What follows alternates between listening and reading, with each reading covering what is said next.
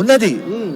స్కీమ్లు అమలు చేయకపోతే ఓడిపోతాం, అమలు చేస్తే గెలుస్తాం.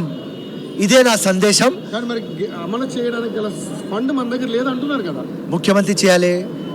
డైవర్స్ పోయినారు కదా, స్విట్జర్లాండ్ తీసుకువచ్చినారు కదా, 1,76,000 crores. అట్లనే తీసుకురావాలి. మా మినిస్టర్లు పని, రైట్, మా అడ్వైజర్లు పని, మా ముఖ్యమంత్రి పని. మాట ఇచ్చినారు, మాటకి ఫాలో చేయాలి.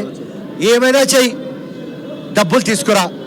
స్కీమ్లు ఇస్తే గెలుస్తాం, లేకుంటే ఓడిపోతాం. సో మరి ఏంటి ఎమ్మెల్సీ ఎన్నికల్లో మీ పేరు వినిపిస్తూ ఉంది.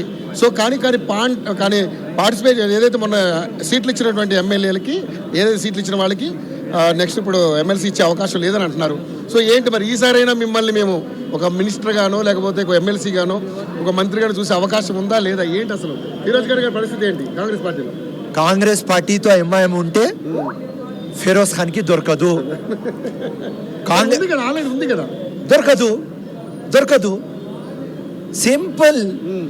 ఒకవేళ ఎంఐఎం వద్దు అంటే ఫిరోజ్ ఖాన్ ఎస్, అంతే స్టోరీ. సింపుల్.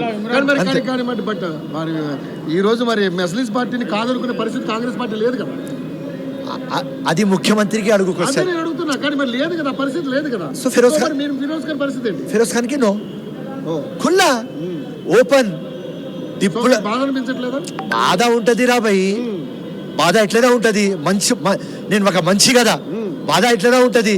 కానీ ఒక యోధ ఫిరోజ్ ఖాన్ కంటెస్ట్ చేస్తాడు.